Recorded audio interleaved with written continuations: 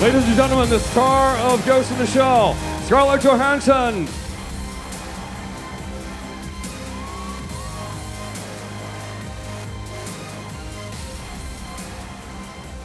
Have a seat, please.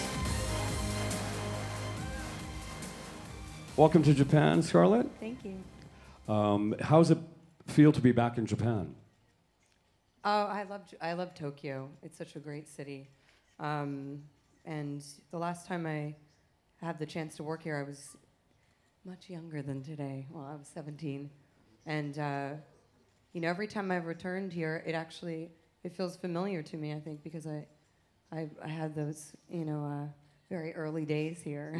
Right. So it's a wonderful city. I love it. I see. Thank you very much. Now, were you aware of Ghost in the Shell prior to being cast? No, I didn't know the material, and when the script came to me, it also came with a copy of the anime, and you know, when I first saw it, it seemed quite daunting.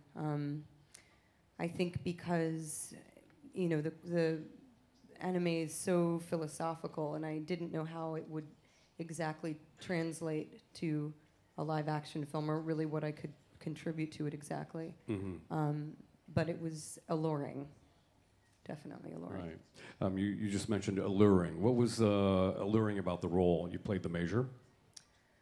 You know, when I met with Rupert, and I'd been sent this pretty impressive visual presentation, it was just absolutely magnificent. And I think you'll see the result of it shortly. But, you know, we started to talk about the journey of the Major and how the character was going to be driving the story. And I started to imagine that this was a character who was really living a very unique experience of somebody who has an idea of who she thinks she was, and then who she is now, the life she's living now, and then the person that she feels she is, this sort of gnawing, clawing feeling she has in her ghost, and that being able to kind of play these three sides, you know, we called it the sort of the ego and the super ego and the id. Yeah. And that was pretty enticing for me. Right. Okay. So I guess what goes on inside is extremely complicated as far as the character of the Major is concerned. But how did you train for? Again, it's a very cerebral part, and yet you must be very physical. What kind of training did you do for this role? I mean, of course, I did a lot of training just because I wanted to be able to have the physical presence of somebody who seemed very capable. And then, of course, I had to actually be quite capable. And luckily, I have had a lot of fight training and weapons training for all those little Marvel movies that I do. So it actually comes quite in handy because you kind of know that physical vocabulary. Right. And then did a lot of, you know, it's a lot of repetition, and then a lot of tactical training, which I'd never done before, like room clearing and all of that stuff, to just be as efficient with the weapon as possible. I see. Now, how was it working with Rupert? You know what, Rupert and I had, I think from the very beginning, we were really dedicated to our partnership, because I mean, we think we both knew very early in those early days that we would have to do this walking hand in hand in order to maintain the integrity of the work and what we had set out, you know, this kind of mission statement that we made in the beginning. And I think, you know, again, when I see the pieces of the film, I see the result of that teamwork, really. So we were each other's partner, for sure. How was it working with Takeshi? I mean, I think when you work with somebody who has been so great for such a long time, you kind of stand back and observe. And you know, it's interesting. I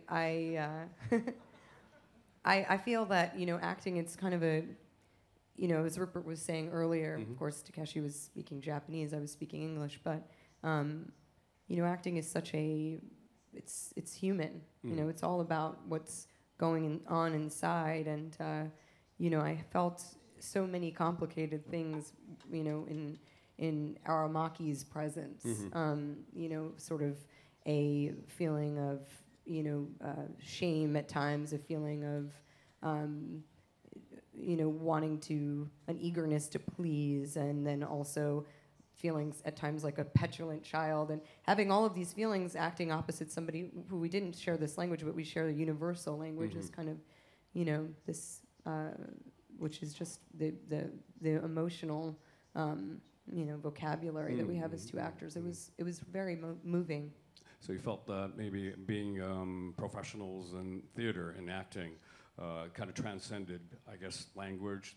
I guess you guys kind of communicated in the universal language, so to speak. Totally, absolutely. That's the beauty, I think, of being able to work on a film as diverse as this, because you really, you're working with actors from many different backgrounds, theater backgrounds. Some are, are working in dance. Others are, in photography. And it was really, we all shared the same, that kind of connectivity that we all, that kind of brings us together, I think. I see. Now, what would you say to so many fans throughout the world, to all the fans of Ghost in the Shell?